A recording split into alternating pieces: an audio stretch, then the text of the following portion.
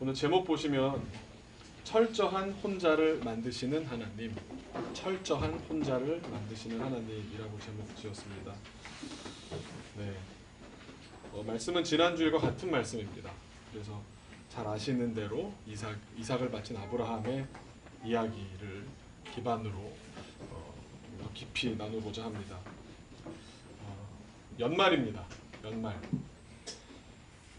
제가 물론 아직도 젊지만 제가 20대였을 때, 또 10대 후반이었을 때 연말을 앞두고 한 10월쯤 들어서 김장하는 11월 다가오고 뭐 그러면 서로들 인사하는 이 인사말이 하나 있었습니다.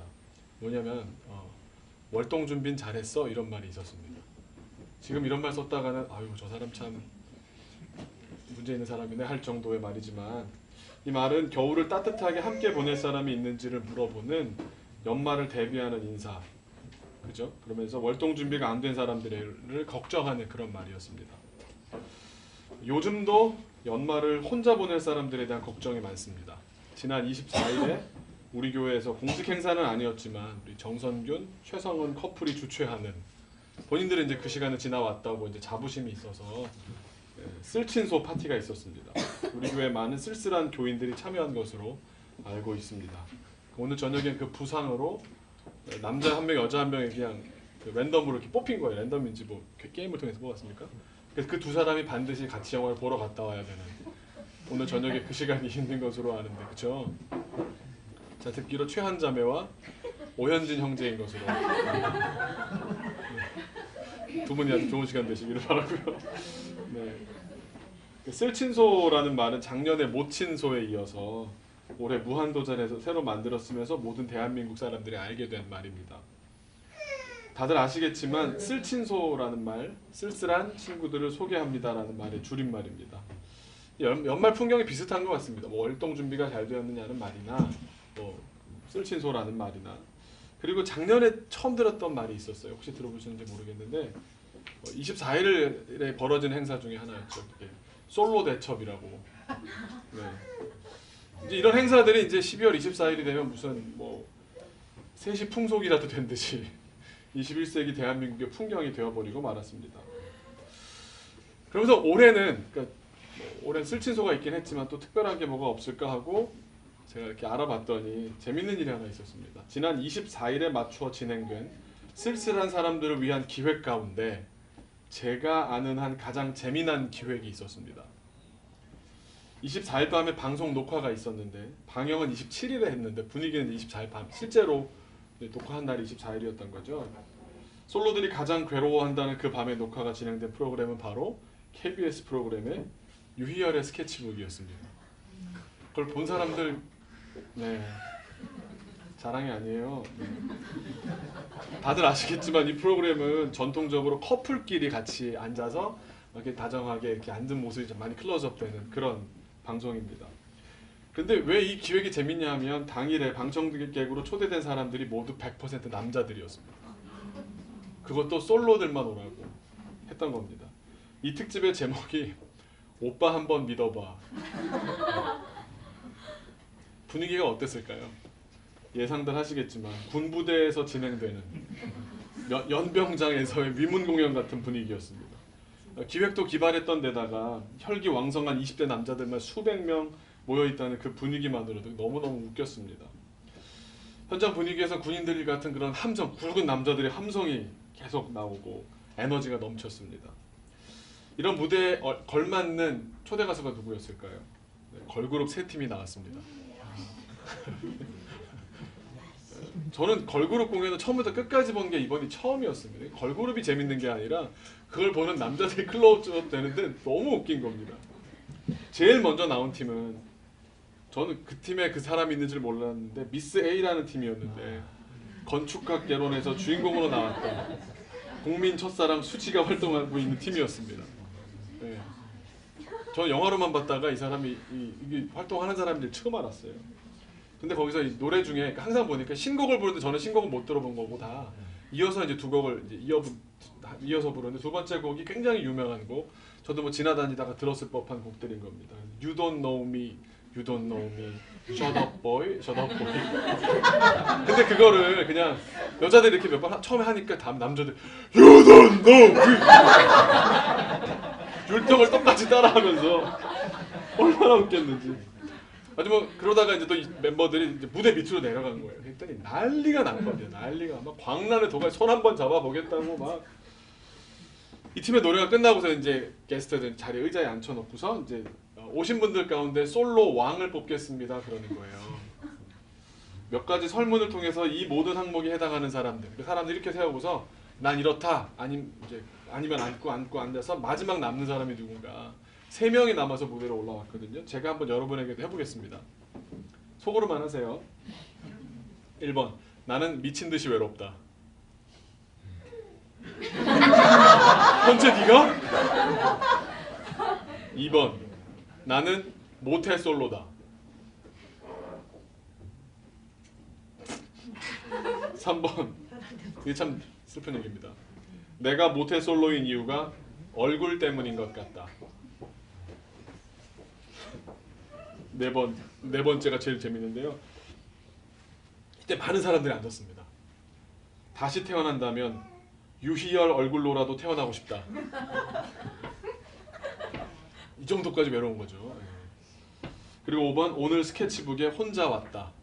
남자 혼자 24일 밤에 친구랑 같이 온 것도 아니고 혼자 와서 다 내려갔습니다. 몇 명 안 남은 척 마지막에 내일 크리스마스도 혼자 보낼 생각이다.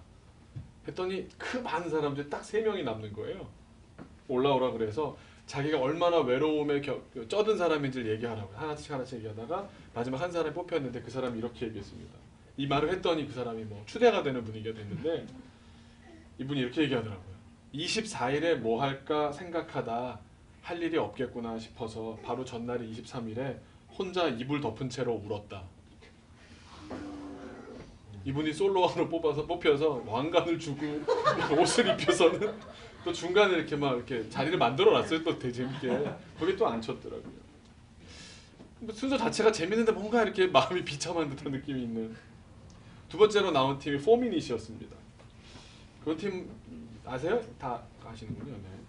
노래 가사에서 솔로 남성들을 향해서 계속 이런 가사를 부르는 겁니다. 약간 노래를 약간 편곡을 해가지고 그 부분을 이제 진짜 대화하듯이 만들었어요. 뭐라고 나왔냐면 이름이 뭐예요? 그러니까 남자들이 제가 이름 부르면서 이름 아무도 안 들리는 전화번호 뭐예요? 그 다음에 010까지 주더라고 그랬더니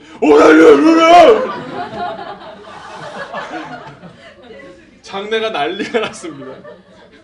들릴 리도 없는데 자기 이름을 막 부르고 번호 부르고 뭐 역시 이 팀의 순서에도 노래가 끝나고 이 멤버들이 뭐 하나 코너를 이제 재밌는 걸 하는데 오신 분들 이제 명단을 갖고 있나 봐요. 본부 측에서. 그래서 이름 특이한 사람들 이렇게 세운 거예요. 그래서 자기 이름 부르면 이 사람들한테 이제 이름 말하기 전에 이제 이 걸그룹 멤버들이 이름이 뭐예요? 그러니까 사람들이 그러더라고요. 자기 이름 부르는데 누가 나한테 이름 물어봐주고 관심 가져주니까 남자들이 그냥 난리가 나는 겁니다. 그만큼 외로운 사람들이었습니다. 그리고 약간 막간 코너로 이제 개그 콘서트에 안생겨요 팀이 초대가 돼서 나왔습니다.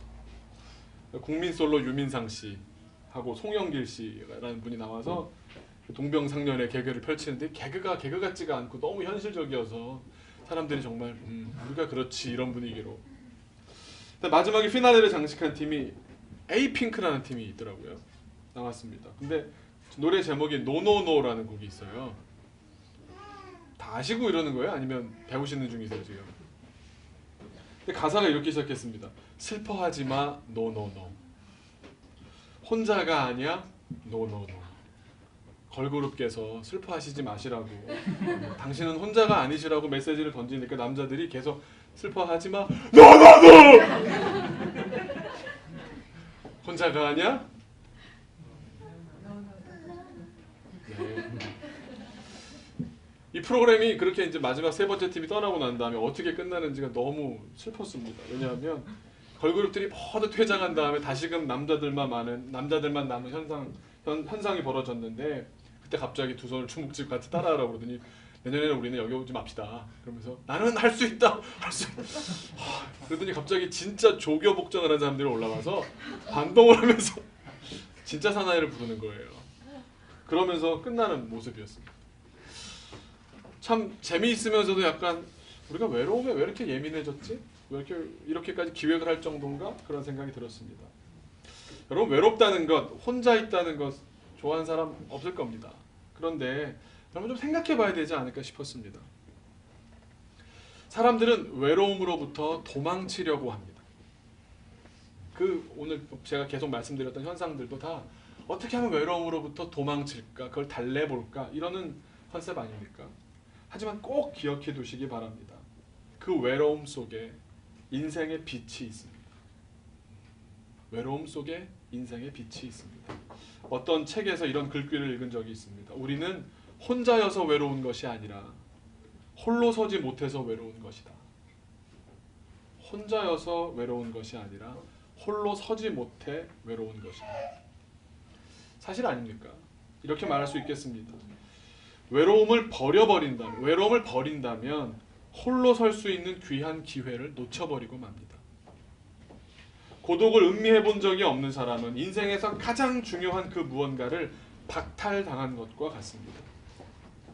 모든 발전과 혁명과 혁신 그리고 내면적인 성찰과 변화는 바로 그 외로움으로부터 시작됩니다. 모든 예술가들의 창작의 근원, 외로움입니다.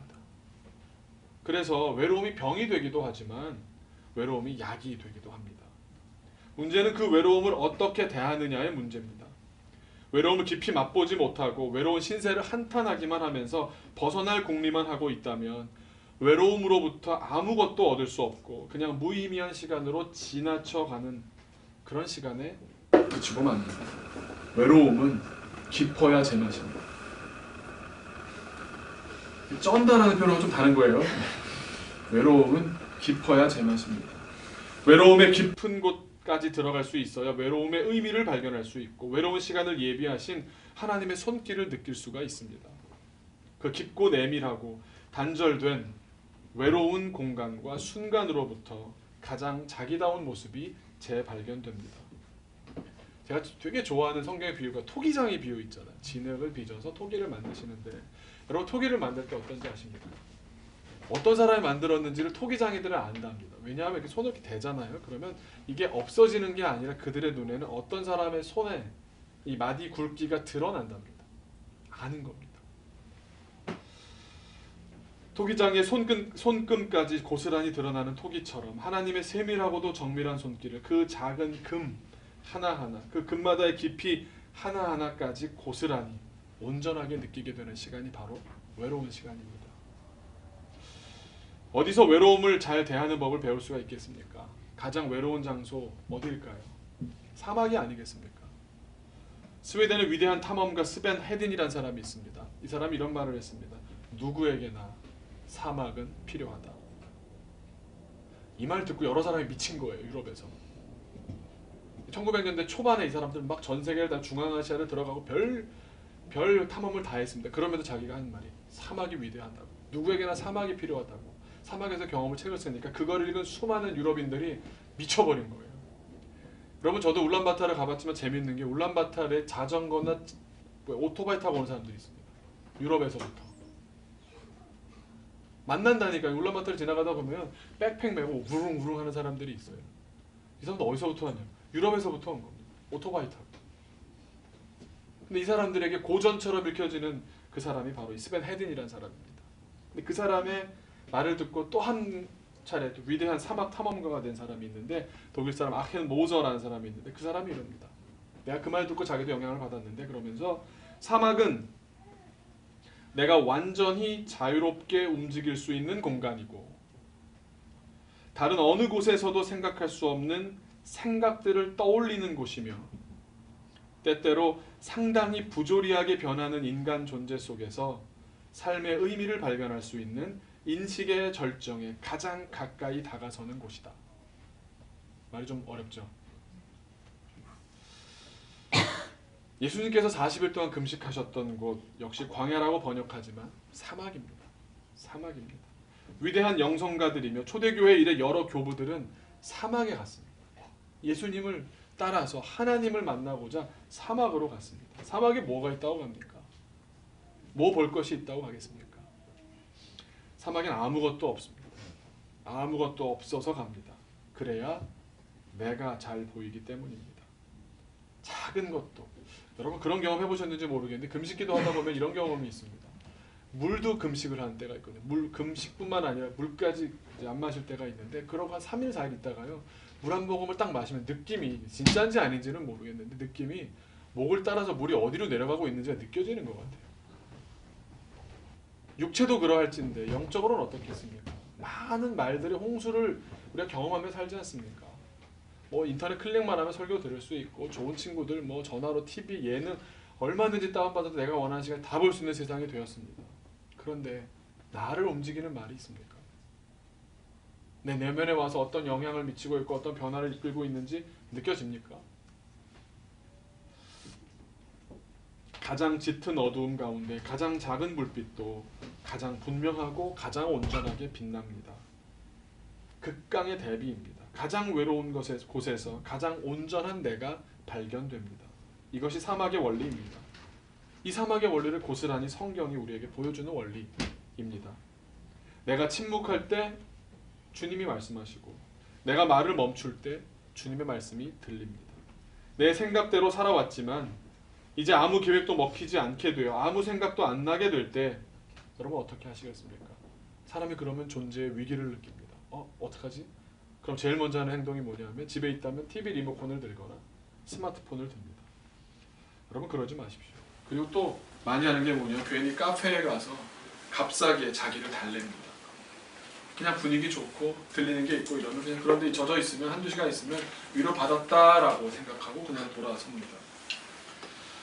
여러분 멈추십시오. 그곳이 사막입니다. 카페가 사막이라는 게 아니라 그런 여러분의 인식이 도달한 지점 뭔가 막혔다는 그 느낌 거기서부터 사막이 시작됩니다. 도심 속에 사막이 있습니다. 아무것도 하지 말되 더 혼자 있을 곳으로 더 깊은 곳으로 가십시오. 산책을 나가시거나 펜을 집어들고 자기의 마음을 적어보십시오.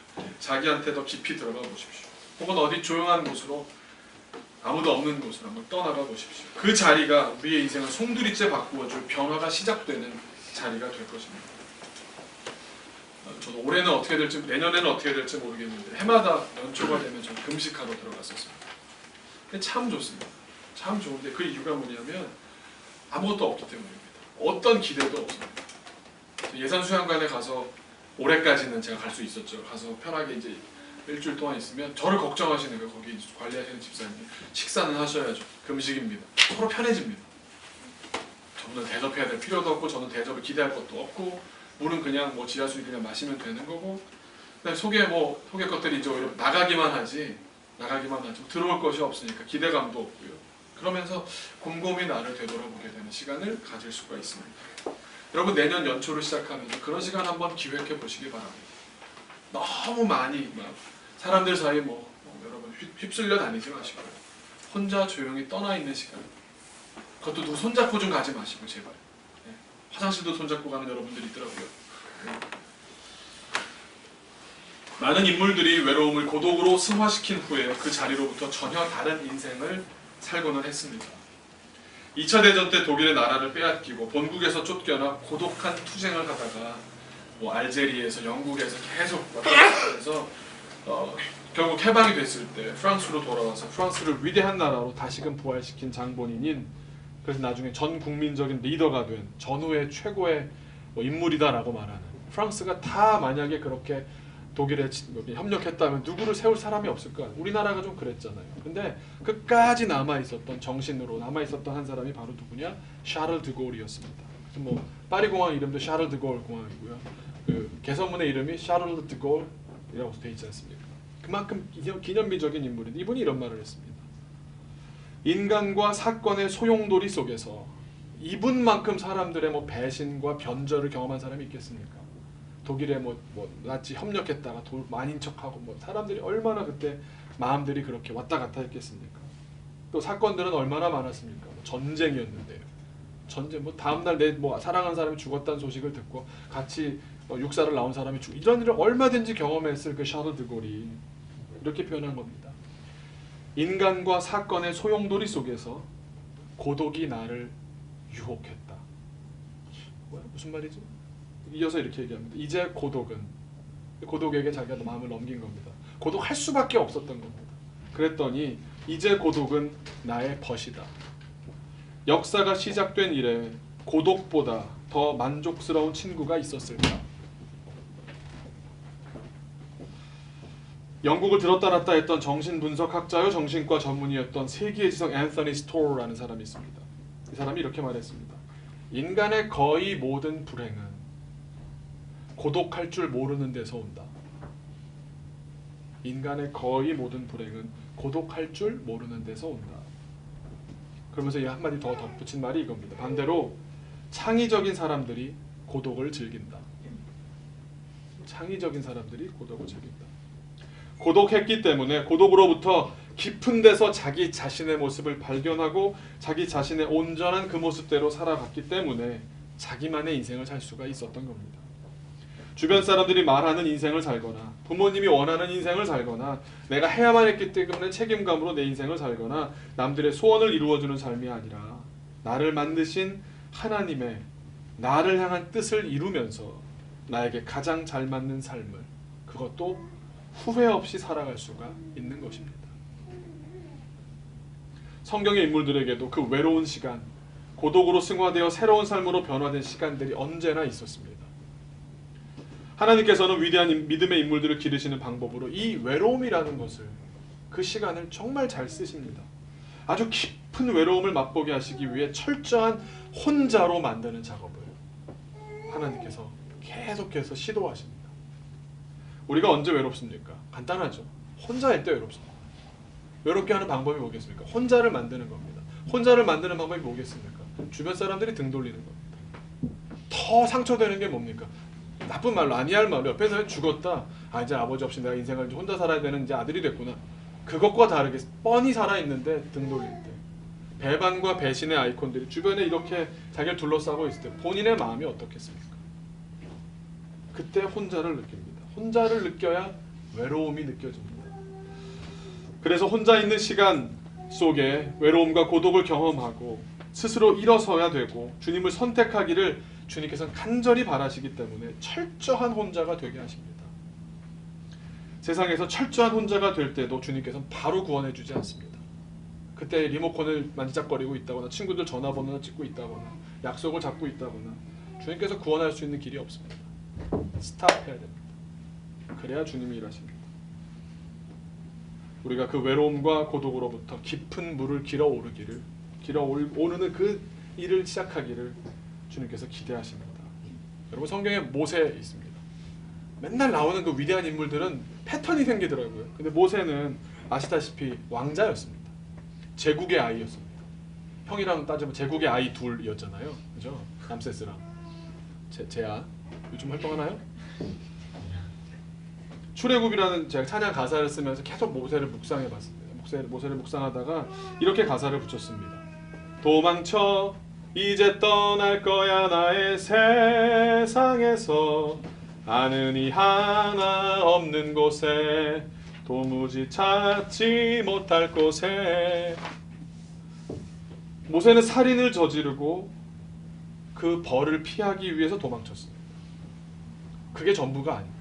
다른 한편으로 자기는 그 살인을 했던 이유가 뭡니까? 내 동족을 괴롭히는 이집트 사람을 죽인 거지 않습니까? 그러면 다시 말하면 내가 이쪽을 죽이고 이쪽을 선택한 거라면 내 지지 세력이 생겼기를 바랐던 겁니다. 이스라엘 사람들은, 히브리인들은 나를 이해해 줄 거야? 아니었던 겁니다. 싸늘했습니다. 네가 뭔데? 네가 어떻게 우리를 대표하니?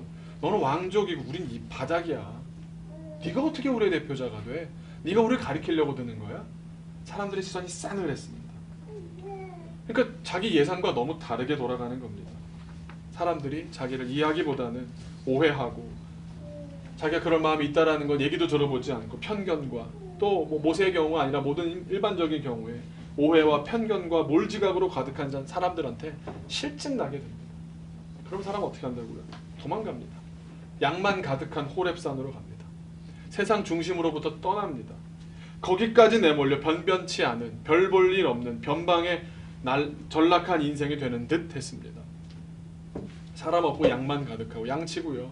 목동이 얼마나 할 일이 없는데, 근데 여러분, 목동이 위대한 사람이 목동이었던 사람 중에 위인이 많이 탄생합니다. 그렇지 않습니까? 하나님의 마음이 되거든요. 목자의 마음이 되보거든요. 주님을 이해할 수가 있거든요. 다윗도 그랬죠. 모세도 그랬습니다. 역사의 땅이 되었습니다. 아주 외로운 땅이었지만 역사의 땅이 되었습니다. 그 땅에서 최초로 하나님의 현존을 본 사람이 되었습니다. 주님이 왕궁에 나타나신 것이 아니었습니다. 사람 없고 양만 가득한 호렙산까지 찾아오셔서 그곳에서 보여주셨습니다. 다윗 여러분 잘 아시지만 하나님 기뻐하실 일 했고 민족을 대항하는 블레셋을 싸워 이겼을 뿐입니다. 좋은 일만 했는데 왕이 나를 싫어해요. 그래서 왕이 현상수배범으로 나를 우리식으로 말하면 원티드 막 붙여놓은 겁니다. 잡으면 내가 얼마든지 내주겠다 그러고 시대 정신에 완전히 거역한 사람이 되었습니다. 온 이스라엘에서 철저하게 배척당하고 검문 검색을 받고 있었습니다. 그가 어디로 갔겠습니까? 아둘람굴이라는 곳으로 갑니다. 그 사무엘상 22장 1절과 2절을 이렇게 읽겠습니다. 다윗이 그곳을 떠나 아둘람굴로 도망하며 그의 형제와 아버지의 온 집이 듣고 그리로 내려가서 그에게 이르렀고, 이곳이 지형적으로 이렇게 석회암 동굴이 많은 곳이래요. 그러니까 이렇게 동굴이 우리식으로 이렇게 걸어 들어가는 게 아니고 이렇게 내려가는 동굴인 거예요. 그래서 약간 싱크홀 같이 생긴 겁니다. 이게 사람이 살 수 있나? 들어가기 아주 겁이 나는. 근데 그게 숭숭 뚫려 있는 중에 하나에 이렇게 들어가서 있었는데 그 소문을 듣고 가족들이 그래도 난 다윗과 함께 하겠다. 진짜인지 아닌지가 갈리는 겁니다. 자기가 가장 고독한 곳에서 가장 함께 할 수 있는 사람들이 만나지는 겁니다. 거기로 찾아옵니다. 가족들만 왔느냐? 그것이 아니었습니다. 환난당한 모든 자와 빚진 자와 마음이 원통한 자가 다 그에게로 모였고, 시대에 아파하는 사람들이 다 다윗을 향해서 마음들을 모아주기 시작한 겁니다. 그는 그들의 우두머리가 되었는데 그와 함께한 자가 400명가량이었더라. 결국 이 400명이 새 이스라엘의 다윗 왕조를 건설하는 개국 공신이 된 셈이 되었습니다. 가장 낮은 곳에 갔습니다. 가장 외롭고 가장 고독하고 빛을 봐서는 안 되는 현상수배범이 된 자리에서 그 시간 가운데 그는 실족하지 않았던 겁니다. 그 외로움과 고독을 주님이 함께 하시는 시간으로 계속 견뎌냈기 때문에 주님께서 허락하신 사람들을 만나는 복이 있었던 겁니다. 아둘람굴을 다른 말로 들염소 바위라고 합니다. 들염소 바위. 베리, 옛날에 같이 베리하고 저랑 한참 얘기를 하다 그랬습니다. 미국에 있는 제 베리 친구가 거기 나름대로 이제 남성 사역을 하는데, 남자들 결혼하고 이제 아빠들이 된 사람들이 모여서 이제 팀을 만들자 해서 무슨 팀을 할까 하다가 자기네 그 모임 이름을 만들었는데 들염소 바위 팀을 만든 거예요. 뭐냐고 도대체 그랬더니 세상에서 우리가 인정받냐고, 굴에나 들어가서 기도나 하자고 이러면서 이제 만든 거예요.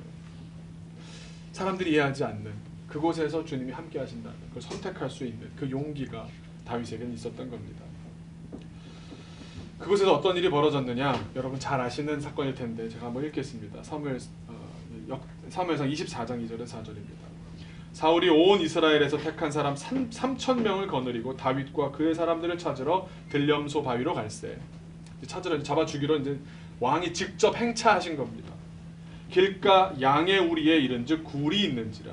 사울이 뒤를 보러 화장실 가는 줄 알고, 이게 뚫려 있으니까 화장실인 줄 알고 화장실로 쓰려고 들어가니라. 다윗과 그의 사람들이 그 굴 깊은 곳에 있더니, 어둠에 있었던 사람은 어둠에 익숙하잖아요. 볼 수가 있는데 밝은 데서 들어간 사람이 안 보이잖아요. 다윗의 사람들이 이르되, 혼자 들어온 겁니다. 사울이. 다윗의 사람들이 이르되 보소서, 여호와께서 당신에게 이르시기를 내가 원수를 내 손에 넘기리니 내 생각에 좋은 대로 그에게 행하라 하시더니 이것이 그날이니이다. 하나님께서 보내주신다, 없애주신다 그러지 않았습니까?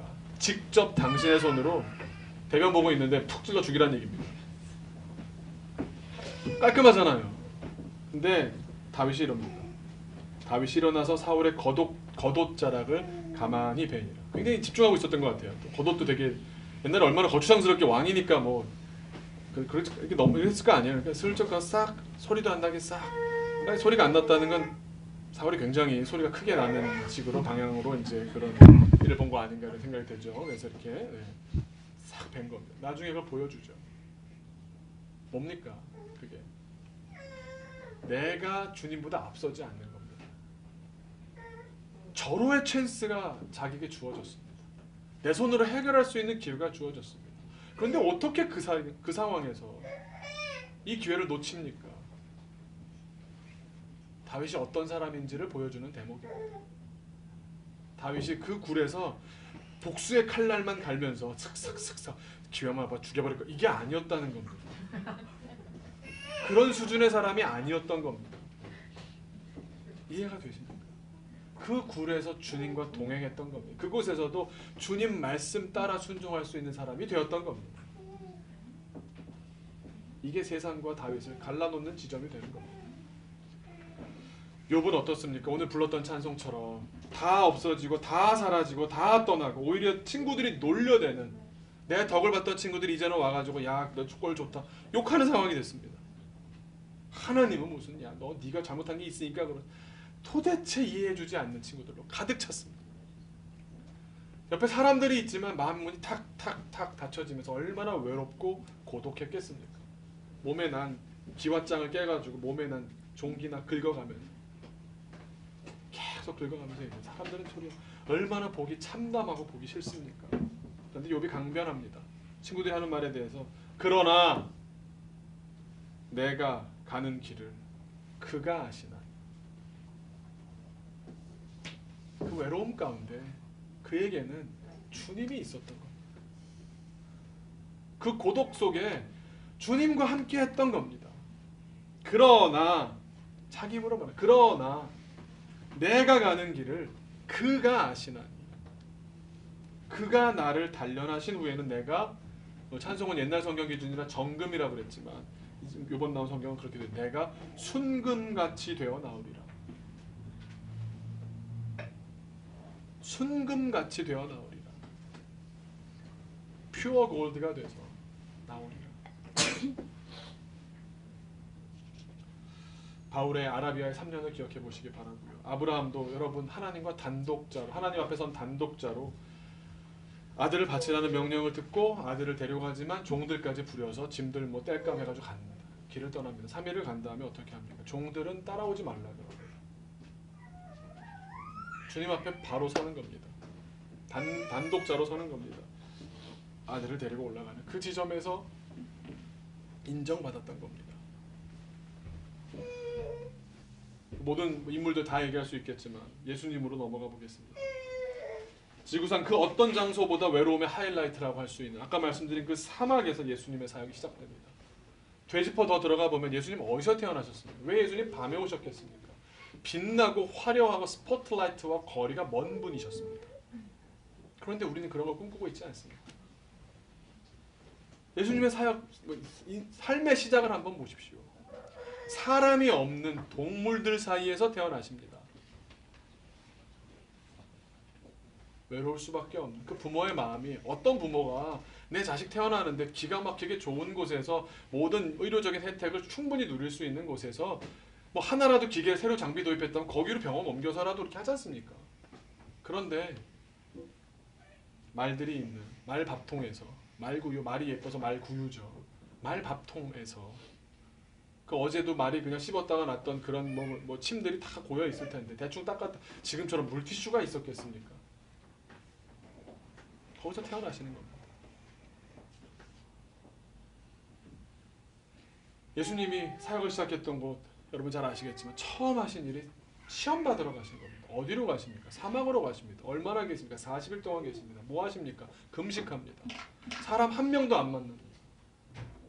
하나님과 사탄만 있습니다. 영적인 세력들만 있습니다. 그 안에 서 있습니다. 거기서 뭐 합니까? 시험 받지 않습니까? 가장 인간의 본능적인 유혹 앞에 노출되어 있지 않습니까? 그곳에서 주님을 선택했기 때문에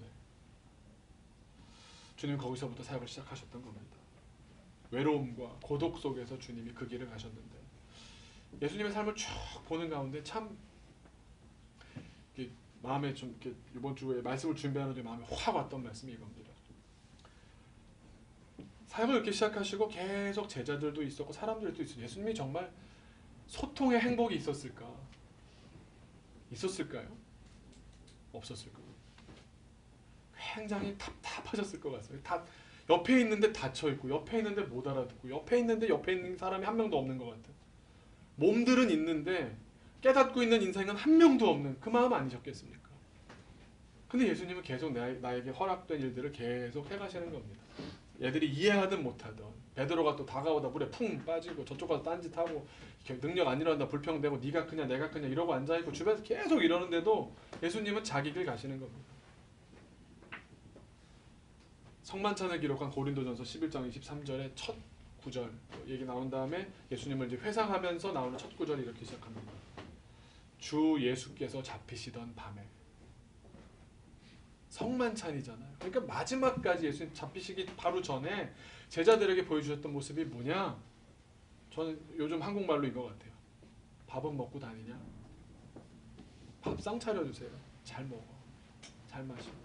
난 주는 사람이야. 나는 너희들한테 주기 위해서 태어났어. 너희들이 꼭 깨닫기를 그걸 깨달아. 이건 이렇게 얘기하지 않으신다니까요. 왜냐하면 못 알아들어요.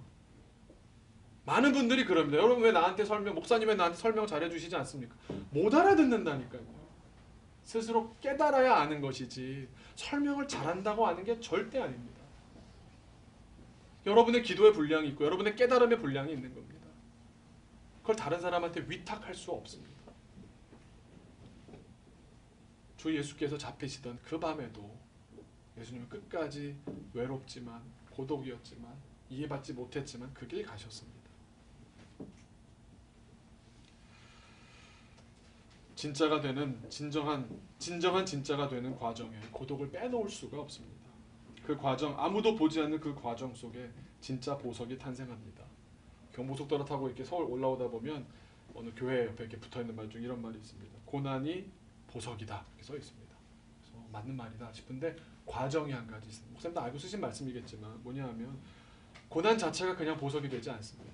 그러나 고난은 나를 고독한 자리로 불러가는 건 맞습니다. 외로운 자리로 불러가는 건 맞습니다.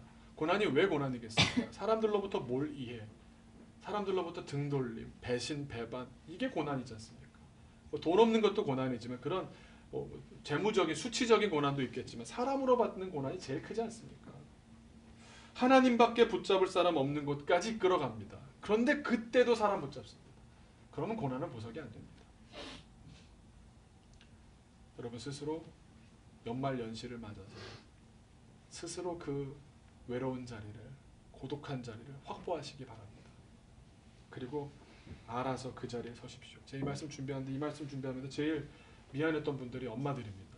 이놈의 자식들은 아무 때나 깨어나가지고 엄마 허벅지를 긁으면서 깨우라고 밥 달라고 그러고 이러니까 혼자만의 시간 갖기 어렵겠지만 어떤 방법으로라도 여러분 혼자만의 시간을 꼭 확보하시기 바랍니다. 마음으로 어떤 결단을 하든지 그래서 내년에 좀 더 길어질 수 있고 다음번엔 더 길어질 수 있고 그런 시간으로부터 새로운 새해가 시작될 줄로 믿습니다. 영국의 시인 윌리엄 워즈워드가 이렇게 고독을 노래합니다. 바쁘게 돌아가는 세상에서 우리 모두 좋은 본성과 너무도 오랫동안 떨어져 시들어가고 일에 지치고 쾌락의 진력이 났을 때 고독은 얼마나 반갑고 고마운가. 다시 한번 읽겠습니다. 바쁘게 돌아가는 세상에서 우리 모두 좋은 본성과 너무도 오랫동안 떨어져 시들어가고 일에 지치고 쾌락의 진력이 났을 때 고독은 얼마나 반갑고 고마운가. 주님께서 여러분 혼자 되게 하실 겁니다. 혼자 있는 시간을 어떻게든 달래려 하고 어떻게든 무슨 쓸친소를 하고 24일은 맞습니다만 이제 연말연시를 맞아서는 그 시간 앞에 주님을 초청할 수 있는 여러분 다 되시기를 우리 모두가 되기를 주님의 이름으로 축원합니다. 기도하겠습니다.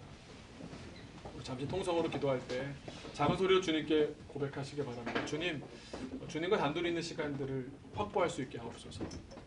연말연시 마음도 급하고 일들도 많고 하지만 떼어놓고 주님과만 함께하는 시간들 앞에 서게 하옵소서. 그 시간으로부터 주님을 깊이 다시금 만나는 내 마음의 내 영의 깊은 곳으로부터 물을 길어 올리는 내가 되게 하옵소서. 잠깐 같이 기도하겠습니다.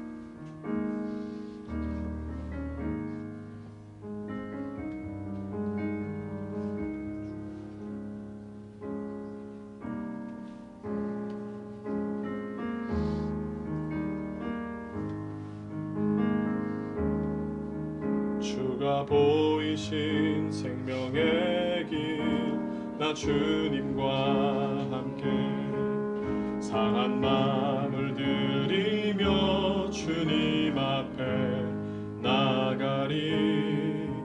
나의 의로움이 되신 주 그 이름 예수 나의 길이 되신 이름 예수.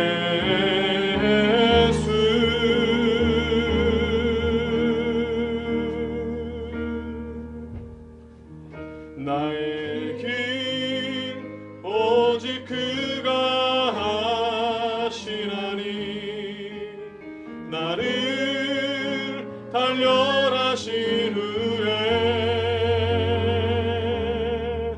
내가 정금같이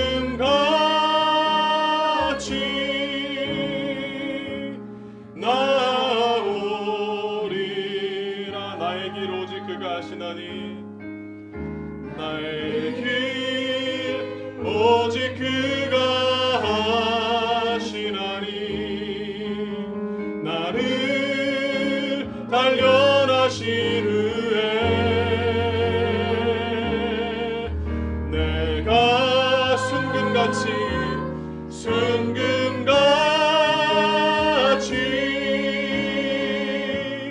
나오리라.